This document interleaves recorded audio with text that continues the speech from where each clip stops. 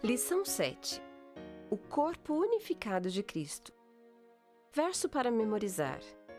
E ele mesmo concedeu uns para apóstolos, outros para profetas, outros para evangelistas e outros para pastores e mestres, com vistas ao aperfeiçoamento dos santos para o desempenho do seu serviço, para a edificação do corpo de Cristo. Efésios 4, 11 e 12. Sábado, 5 de agosto. Uma das fábulas de Esopo é chamada O Estômago e os Pés. Diz assim: o estômago e os pés discutiam sobre qual era mais importante. E quando os pés disseram que eles eram muito mais fortes, que até carregavam o estômago, este respondeu: mas, meus bons amigos, se eu não lhes fornecesse alimento, vocês não seriam capazes de carregar nada. Paulo usou o corpo para demonstrar um ponto de vista espiritual. Para ele, o corpo humano e a igreja como corpo de Cristo é composto de várias partes com habilidades diferentes, e todas devem trabalhar juntas para que o corpo seja saudável. Em Efésios 4, 1 a 16, Paulo reestruturou a metáfora do corpo, usada de forma tão eficaz anteriormente. Cristo é a cabeça do corpo, que o supre de pessoas talentosas, que ajudam a unificar esse corpo, com cada parte, cada membro da igreja contribuindo com suas habilidades para o todo. A metáfora paulina de um corpo saudável e unificado nos ajuda a entender o objetivo de Deus para nós: sermos partes de uma igreja frutífera unida em Cristo.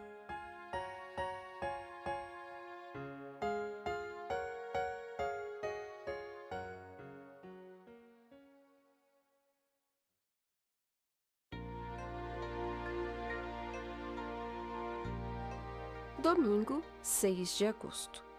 Verso para memorizar.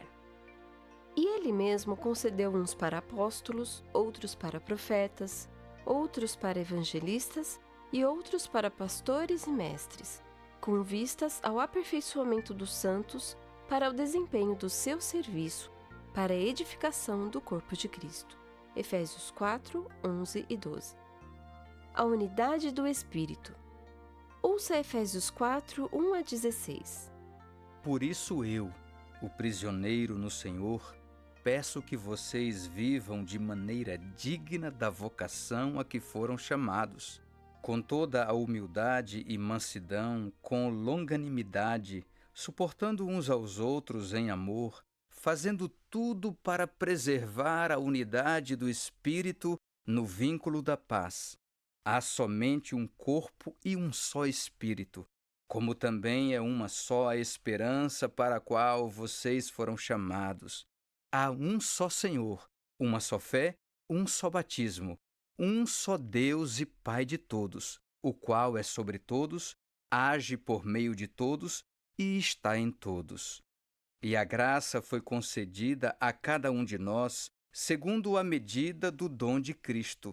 Por isso diz: quando ele subiu às alturas, levou cativo o cativeiro e concedeu dons aos homens. Ora, o que quer dizer ele subiu, senão que também havia descido até as regiões inferiores da terra?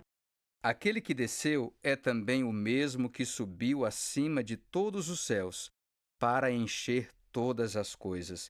E ele mesmo concedeu uns para apóstolos, outros para profetas, outros para evangelistas e outros para pastores e mestres, com vistas ao aperfeiçoamento dos santos, para o desempenho do seu serviço, para a edificação do corpo de Cristo, até que todos cheguemos à unidade da fé e do pleno conhecimento do Filho de Deus, ao estado de pessoa madura, à medida da estatura da plenitude de Cristo, para que não mais sejamos como crianças, arrastados pelas ondas e levados de um lado para o outro por qualquer vento de doutrina, pela artimanha das pessoas, pela astúcia com que induzem ao erro, mas, seguindo a verdade em amor, cresçamos em tudo naquele que é a cabeça, Cristo, de quem todo o corpo,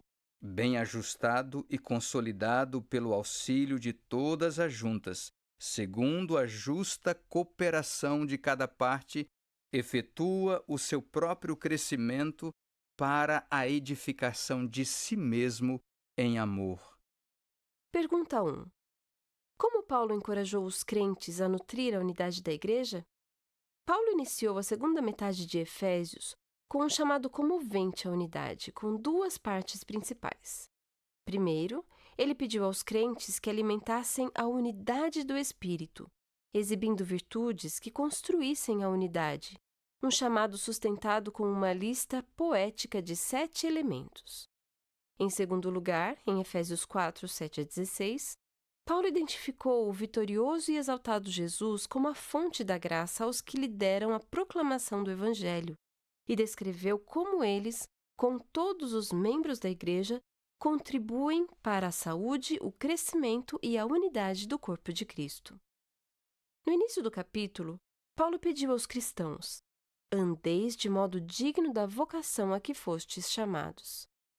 Ele usou o verbo andar no sentido figurado de comportar-se ou de viver.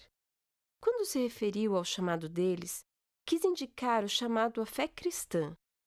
Paulo instou os crentes a ter um comportamento unificador que refletisse o plano final de Deus. Ele começou essa ênfase com o chamado para praticar virtudes que levam à unidade, como humildade, mansidão e longanimidade. Analisemos cada uma.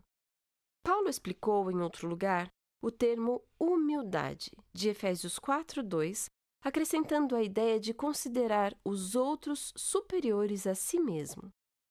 A humildade é entendida não como uma virtude negativa de autodepreciação, mas como uma virtude positiva de apreciar e servir os outros. A mansidão, segundo Frederick Dunker, é a qualidade de não ser excessivamente impressionado com o senso da importância própria, e também significa cortesia, consideração, gentileza. Finalmente, longanimidade é a qualidade de quem é capaz de suportar provocações e dificuldades. Todas essas qualidades giram em torno do tema de se afastar da importância própria e, em vez disso, se concentrar no valor dos outros. Humildade, mansidão, longanimidade.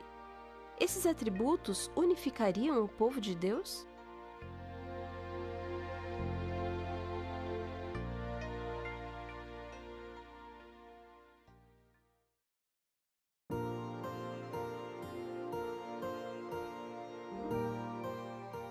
Segunda, 7 de agosto.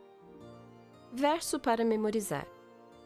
E ele mesmo concedeu uns para apóstolos, outros para profetas, outros para evangelistas e outros para pastores e mestres, com vistas ao aperfeiçoamento dos santos para o desempenho do seu serviço, para a edificação do corpo de Cristo. Efésios 4, 11 e 12. Unidos no único Senhor. Ouça Efésios 4, 4 a 6. Há somente um corpo e um só Espírito, como também uma só esperança para a qual vocês foram chamados. Há um só Senhor, uma só fé, um só batismo, um só Deus e Pai de todos, o qual é sobre todos, age por meio de todos e está em todos. Pergunta 2. Quais são os 7 elementos em apoio à união da Igreja? Que ponto de vista Paulo quis apresentar com essa lista? A lista dos 7 elementos tem tom poético e pode ecoar um hino de afirmação usado em Éfeso. Ela começa com 2 elementos juntos: um só corpo, a Igreja como corpo de Cristo, e um só Espírito. O terceiro é uma só a esperança para a qual vocês foram chamados. A lista então apresenta mais 3 elementos: um só Senhor, Cristo, uma só fé, aquilo em que os cristãos acreditam, e um só batismo, antes de concluir com uma descrição estendida de Deus como um só Deus e Pai de todos, o qual é sobre todos, age por meio de todos e está em todos. O que Paulo comunicou por meio dessa descrição poética de Deus o Pai? Visto que é o Pai de todos, Deus é o Criador, O restante da frase descreve como, uma vez que o mundo está criado, o Senhor se relaciona com todas as coisas, com tudo o que ele fez. Paulo não pregou as heresias do panteísmo, que identifica a natureza com Deus, nem do panenteísmo, que argumenta que o mundo está incluído no ser de Deus, embora não esgote esse ser. Porém, proclamou a transcendência, é sobre todos, o governo atuante, age por meio de todos, e a imanência de Deus, está em todos. Observe duas ideias sobre a unidade da Igreja. Primeira, a unidade é um fato espiritual, enraizado nesses 7 elementos e deve ser celebrada. Segunda, essa unidade requer zelo para nutri-la e cultivá-la. Muitas vezes, há motivos para chorar por nossas falhas na busca dessa unidade. No entanto, sejam quais forem as falhas, devemos nos alegrar na obra de Deus de unificar a Igreja em Cristo, regozijando-nos na realidade teológica da unidade do Espírito. Fazer isso nos capacitará a voltar ao trabalho árduo de avançar em direção à conquista desse objetivo, mas com a nova convicção de que, ao fazê-lo, realizamos a obra de Deus. Ouça novamente Efésios 4, 4-6. Há somente um corpo e um só Espírito, como também uma só esperança para a qual vocês foram chamados. Há um só Senhor, uma só fé, um só batismo, um só Deus e Pai de todos, o qual é sobre todos, age por meio de todos e está em todos. Como você se sente ao ouvir esse texto? Como você deveria se sentir sabendo o que diz a passagem sobre nossa unidade em Deus e com Deus por meio de Cristo?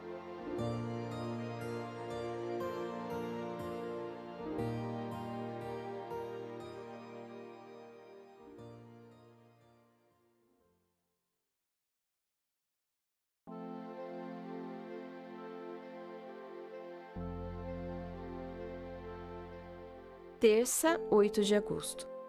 Verso para memorizar. E ele mesmo concedeu uns para apóstolos, outros para profetas, outros para evangelistas e outros para pastores e mestres, com vistas ao aperfeiçoamento dos santos, para o desempenho do seu serviço para a edificação do corpo de Cristo. Efésios 4, 11 e 12. O Cristo exaltado, doador dos dons. Ouça Efésios 4, 7-10. E a graça foi concedida a cada um de nós, segundo a medida do dom de Cristo. Por isso diz, quando ele subiu às alturas, levou cativo o cativeiro e concedeu dons aos homens. Ora, o que quer dizer, ele subiu, senão que também havia descido até as regiões inferiores da terra? Aquele que desceu é também o mesmo que subiu acima de todos os céus para encher todas as coisas. Pergunta 3. O que Paulo descreveu nessa passagem e qual era o seu objetivo? Paulo citou o Salmo 68:18, que diz: Subiste às alturas, levaste cativo o cativeiro, recebeste homens por dádivas, até mesmo rebeldes. Esse texto retrata o Senhor, Yahvé, como um general conquistador que, tendo derrotado seus inimigos, subiu o monte em que sua capital está construída, com os cativos de batalha em sua comitiva. Ele então recebeu homenagens, dádivas, de seus inimigos conquistados. Observe que Paulo ajusta essa metáfora ao Cristo exaltado, que concedeu dons com base no contexto mais amplo do Salmo. Se seguirmos a ordem do Salmo 68:18, a subida, ascensão de Cristo ao céu, ocorre primeiro, seguida pela descida, em que o Jesus ressuscitado e exaltado concede dons e enche todas as coisas. Essa foi a maneira pela qual Paulo retratou o derramamento pentecostal do Espírito Santo. Essa visão foi confirmada por Efésios 4, 11 e 12, que identifica os dons concedidos pelo Jesus exaltado como dons do Espírito. Ellen White escreveu, abre aspas, Cristo subiu às alturas, levando cativo o cativeiro, e concedeu dons aos homens. Após a ascensão de Cristo, quando o Espírito desceu, segundo fora prometido, como um vento veemente e impetuoso, enchendo todo o aposento em que os discípulos estavam reunidos, qual foi o resultado? Milhares se converteram num dia. Fecha aspas. Por mais profundos que sejam esses versos de Efésios, como podemos ter conforto com o que Cristo fez por nós e fará, especialmente quando Ele encher tudo em todas as coisas?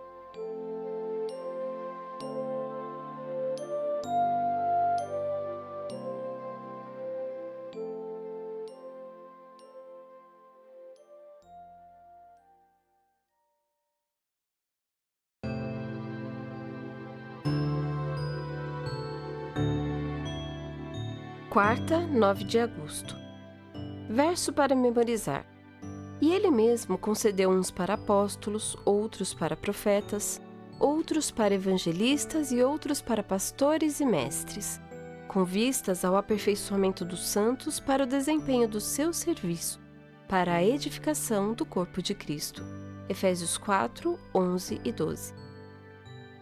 Dons do Jesus exaltado. Ouça Efésios 4, 11 a 13. E Ele mesmo concedeu uns para apóstolos, outros para profetas, outros para evangelistas e outros para pastores e mestres, com vistas ao aperfeiçoamento dos santos para o desempenho do seu serviço, para a edificação do corpo de Cristo, até que todos cheguemos à unidade da fé e do pleno conhecimento do Filho de Deus, ao estado de pessoa madura, à medida da estatura da plenitude de Cristo.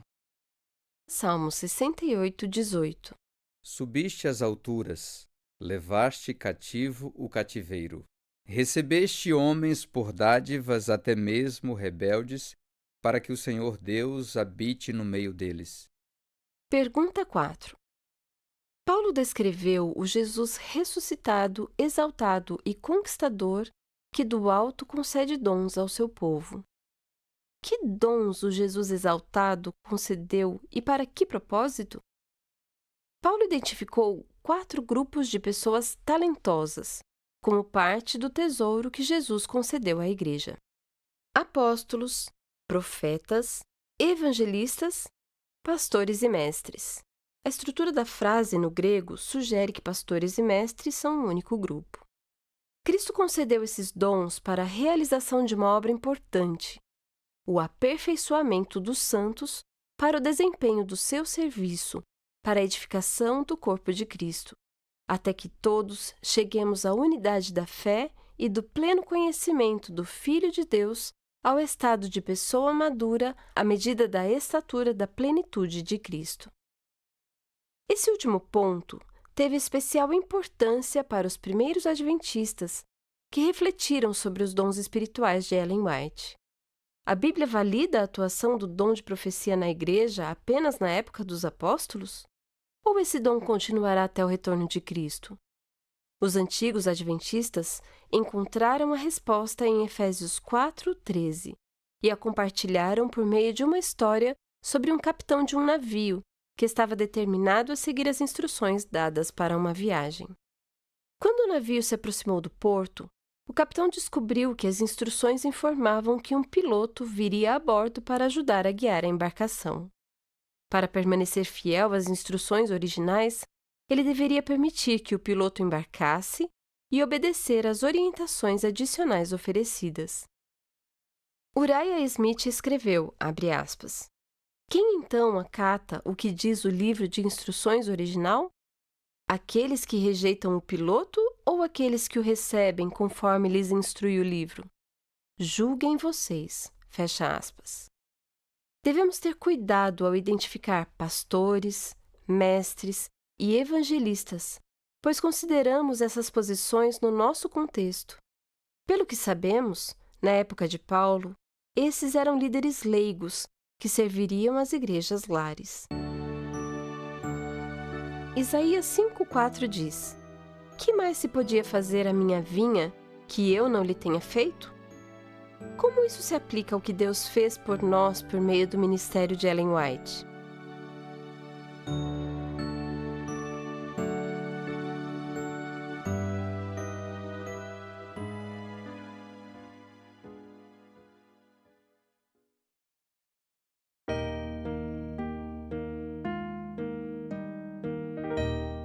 Quinta, 10 de agosto.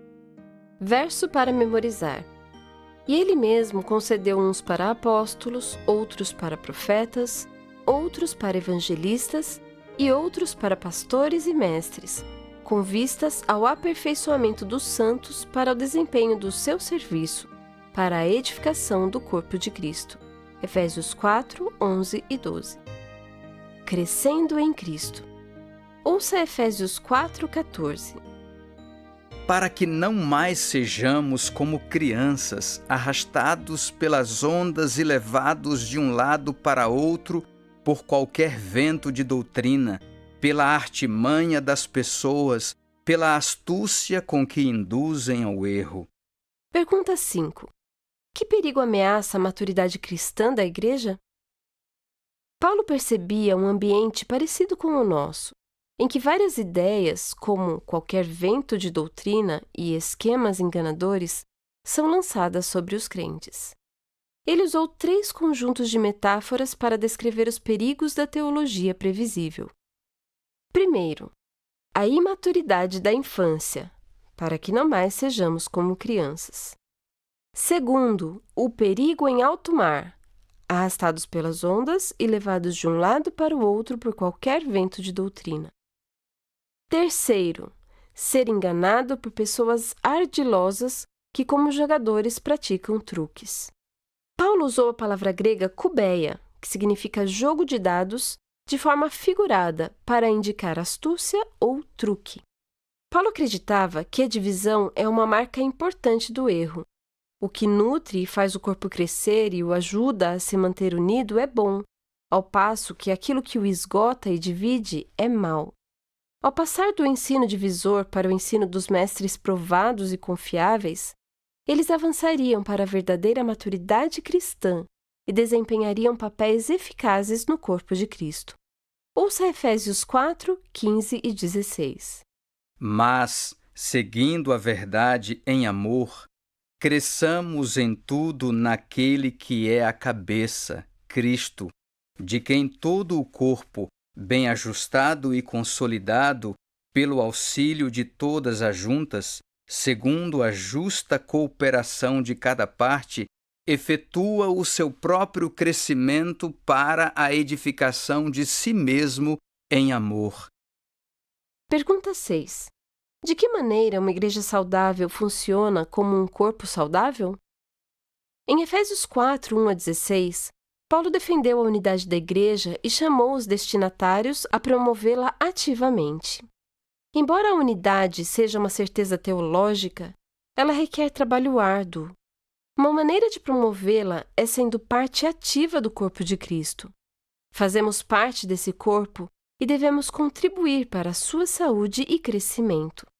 Também precisamos nos beneficiar da obra dos apóstolos, profetas, evangelistas e pastores mestres.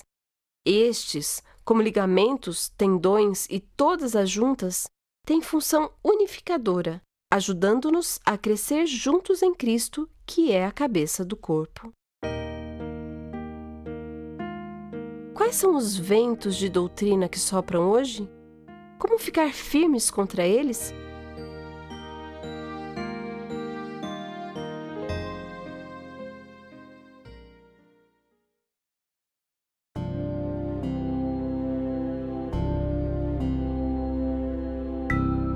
Sexta, 11 de agosto.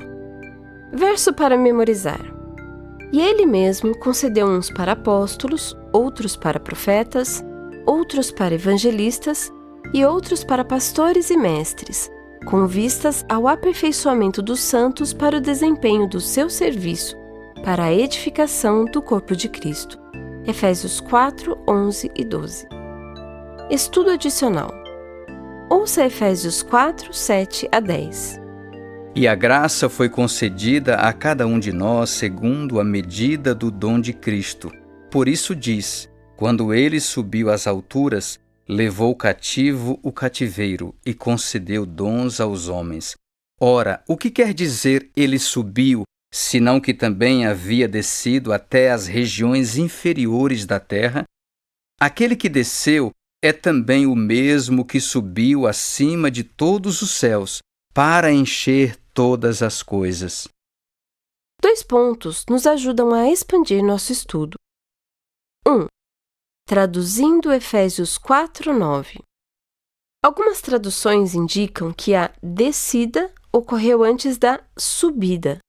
Outras traduções seguem o texto grego mais de perto, deixando em aberto a questão do momento de subida e descida, o que reconhece a ideia, expressa na lição de terça-feira, de que a ordem do Salmo 68:18 deve ser seguida com a exaltação de Cristo ao céu ocorrendo primeiro, seguida de sua descida no Espírito. 2. Levando cativo o cativeiro. Ao citar o Salmo 68:18 da Septuaginta, Paulo usou uma expressão em Efésios 4:8 que diz: levou cativo o cativeiro, mas cujo significado amplamente reconhecido é: ele tomou como prisioneiros um grupo de cativos. Os adventistas entendem que a expressão se refere ao fato de que Cristo levou para o céu, em sua ascensão, pessoas ressuscitadas em uma ressurreição especial no momento da própria ressurreição dele. Eles são o feixe movido, primícias dos redimidos, que ele apresenta ao Pai no retorno ao céu. Em harmonia com Colossenses 2:15, a passagem poderia ser considerada uma metáfora da vitória de Cristo sobre Satanás e os anjos maus, retratados como prisioneiros derrotados. Perguntas para consideração. Paulo disse que não devemos ser influenciados por ventos de doutrinas. De que maneira podemos nos proteger dos danos que esses ventos podem nos causar? Paulo enfatizou em Efésios o tema da unidade. Mas buscamos unidade a todo custo? Em que ponto o desejo de unidade pode se tornar contraproducente?